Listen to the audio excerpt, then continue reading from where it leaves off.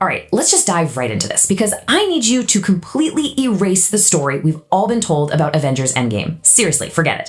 For years, we've been practically conditioned to view Tony Stark's entire journey in exactly one very specific way, right? We all sat there in those dark theaters, we watched him make this ultimate, heart-wrenching sacrifice, and we just fully accepted the narrative. The narrative of this flawed, arrogant, brilliant guy who finally learned humility, became the ultimate savior, and laid down his own life to protect the universe. And look, I get it. That is a beautifully wrapped, incredibly emotional story. But the sheer emotional weight of that cinematic climax, it entirely blinded us to the actual mechanics of what was happening right in front of our eyes on that screen. Today, let me explain a terrifying truth that has been hiding in plain sight this whole time. Think about it. What if that grand finale wasn't actually an ending at all? What if a much, much darker reality has been quietly building in the narrative patterns and character choices spanning over a decade? Get ready, because we're going to break down the evidence that completely rewrites absolutely everything you thought you knew about the greatest hero we ever watched. Because here is the deeply, deeply uncomfortable question that literally no one ever asks. What if Tony Stark didn't actually die? I mean, when the Infinity Stones rewrote reality, we all just sort of collectively assumed that the overwhelming surge of power burned out his mortal shell and ended his life. We accepted the silence, we cried at the grand funeral, and we mourned the man who snapped his fingers. But guys, we fundamentally misunderstood what the Infinity Stones actually do. We tend to forget that these stones, they aren't just big, glowing batteries emitting raw destructive energy. No, they are the elemental building blocks of existence itself. They hold the supreme, unmatched capacity to rewrite reality, time, space, mind, soul, and power all simultaneously. So when you expose a human being, especially a mind like Tony's, to the literal genesis of the universe, why on earth would this assume that encountering that level of absolute, incomprehensible, reality-altering energy only results in a standard, traditional human death? Which brings us to a frankly chilling realization. He didn't fall. He ascended. Let me explain how that ultimate sacrifice wasn't an ending, but rather an incubation. It was a cosmic gestation period that essentially birthed the multiverse's absolute ruler. I want you to imagine a version of Tony Stark who survived well beyond the fragile biological confines of a human body, a mind that absorbed the infinite and simply became way too advanced, too fractured, and far too evolved to ever just stay a conventional hero. That deafening silence that followed Endgame, that wasn't peace. It was a cocooning of a supreme consciousness. The universe wasn't quiet because it was mourning him. It was quiet because it could literally feel something vast and omnipresent, watching from just behind the curtain of reality, learning, silently calculating, and waiting for the exact right moment to impose its will. So let's start with part 1, the foundation of tyranny. Because to truly understand this metamorphosis, we have to look closely at what absolute fear does to a man's psychology. You see, from the very beginning, Tony Stark's journey was never truly this pure arc of going from a selfish billionaire to a selfless martyr. It just wasn't. Once you strip away the flashy red and gold armor, the charismatic one-liners, and the heroic swelling musical scores, what you're left with is a man who is deeply, profoundly traumatized. He wasn't driven by some pure, unadulterated desire to protect people. He was driven by a desperate, all-consuming obsession with controlling outcomes. Because fear, not heroism, is the true foundation of tyranny. Every single time the universe terrified Tony, he didn't build a shield, he built a cage. Just think back to the Battle of New York. That exact moment he looked up into that massive swirling wormhole and saw the Chitauri Armada, he realized the universe was vastly bigger, darker, and infinitely more dangerous than Earth could ever handle. In that split second, his mindset shifted permanently. He completely stopped asking how to protect people from chaos, and he immediately started asking how to systematically control the outcome of every possible threat before it even had the chance to happen. Just look at this undeniable, terrifying progression of his escalating need for control. Ultron, right? Ultron wasn't just some simple oops mistake in the lab. Ultron was a profound psychological confession from Tony that peace must be enforced by a higher power, a scenario where he wouldn't ever need to ask for permission to intervene. And when that algorithmic god completely failed, what did he do? He refined the concept into Edith. This was a terrifying tool of absolute global surveillance, literally placing a loaded drone strike above the head of every single citizen on planet Earth, all dictated by one man's judgment. And finally, cracking time travel.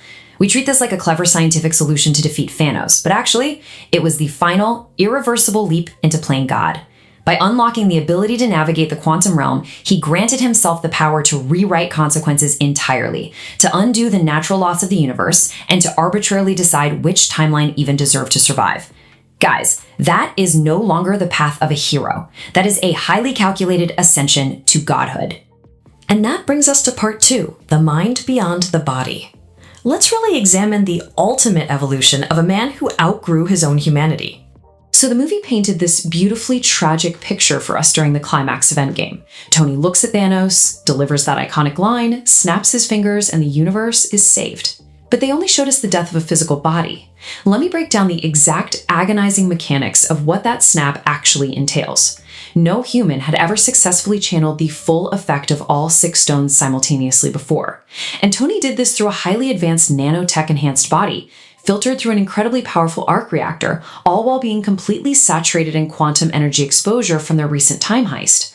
So step 1, quantum realm mechanics instantly stretched his physical form across the microverse. Step 2, multiversal radiation completely flooded his neural pathways, fundamentally mutating his very essence. And step 3, time-displaced consciousness essentially scattered his unmatched, wildly calculating intellect across every possible probability and reality, all at the exact same time. That isn't a death. That is an explosive, unprecedented cosmic transformation. The truly terrifying result of this cosmic transformation is that he became everywhere. When a mind exactly like Tony Stark's, a mind that is already operating light years ahead of literally everyone else, when that mind stops being bound by the physical limitations of a squishy human body, it doesn't just quietly disappear into the ether. It adapts. It upgrades. His consciousness evolved and ruthlessly stitched itself back together across the vast expanse of the multiverse. I mean, just try to imagine the sheer horror of a consciousness experiencing infinite realities, infinite failures, and infinite victories, all at the exact same moment. This is exactly why his funeral felt so incredibly ceremonial and symbolic on the surface, but somehow deeply empty underneath. The man wasn't in the ground. He was everywhere else. His lifelong desperate need for absolute control was never challenged in the end. It was cosmically validated. He proved to himself that he was right all along, which, if you think about it, is the absolute worst possible outcome for an ego of that magnitude. Now, this unimaginable expansion of consciousness absolutely requires a physical anchor, and that leads us perfectly into the evolution of the iconic armor itself. You know the phrase, the mask doesn't hide scars, it hides Tony Stark. Well, the armor of Dr. Doom isn't born from some archaic medieval magic forged in the hidden mountains of Latveria. No, it is the ultimate terrifying evolution of Iron Man nanotech. It is completely self-repairing, endlessly adaptive, and functionally alive. It serves as a necessary living containment unit that is specifically designed to hold a consciousness that has grown far too vast, too chaotic, and too overwhelmingly powerful for a standard human form. Tony's mind simply cannot exist in one place anymore without bleeding out into reality itself. It needs an absolute rigid structure. It needs a permanent, unbreakable armor. And above all else, it needs a throne to firmly anchor its supreme authority. Which moves us into section 3, the inevitable rise of Doom. Let's explore that dangerously thin line between being a god and being a tyrant. The multiverse operates on one brutal, totally inescapable rule. Every unparalleled genius eventually becomes either a god or a tyrant. And Tony fundamentally crossed that line the exact moment he decided the universe was simply too fragile to be trusted without his direct intervention. Think about it. A mind that can perceive every infinite outcome, every devastating failure, and every single timeline where heroes hesitated and Earth burned to ash, well, that mind simply cannot tolerate existence in a state of chaos. So he decides to impose absolute, unwavering order. This version of Doom is not driven by petty anger or some traditional villainous revenge plot. He is driven by the absolute, unshakable certainty that free will is a dangerous luxury the universe can no longer afford. And this manifests perfectly in Latveria. It isn't just a conquered nation. It is an optimized, sterile, neutral zone. Reality is forcefully stabilized, unpredictable variables are entirely erased, and organic conflict completely, 100% ceases to exist. He doesn't just rule it, he optimizes it into a controlled, flawless utopia where safety is absolute, which actually makes it a deeply, deeply terrifying place to exist. Because let's be real, safety without freedom is nothing but preparation for complete subjugation. In the wake of Endgame, the universe begins changing. Things start getting quietly, subtly, and unnervingly fixed. Massive global conflicts mysteriously de-escalate before a single shot is even fired. Apocalyptic disasters are completely avoided by impossibly precise, invisible interventions. And slowly, the remaining heroes begin to notice this. Peter Parker's spider sense goes entirely dormant because danger is preemptively erased before it can even form. Bruce Banner senses this cold, mathematical perfection suddenly balancing global events. Doctor Strange peers into the future and finds entire timelines forcefully, artificially sealed shut. The Avengers slowly realize that this unseen, omnipotent force anticipating threats isn't a terrifying new enemy from the stars, it's their oldest friend, who finally stopped asking the world for permission to save it. And this leads us to part 4, the cost of absolute order and the completely crushing burden of flawless logic. Seriously, how do you physically or morally fight a villain who is objectively, fundamentally improving the world? The ultimate confrontation between Doom and the Avengers isn't going to be some massive explosion or a mindless CGI-heavy punch fest. No way. It is a chilling philosophical realization that Doom is outright rejecting the inefficiency of free will, the fundamentally bad design of heroic sacrifice, and the sheer unreliability of human heroes. He poses one simple, completely devastating question to them. How many worlds are you willing to let die for the sake of free will? He doesn't shout it. He doesn't monologue with malice. He simply and calmly projects the calculations of their past failures. He shows them vivid, excruciating timelines where their moral hesitations, their inner conflicts, and their philosophical arguments literally resulted in the deaths of millions.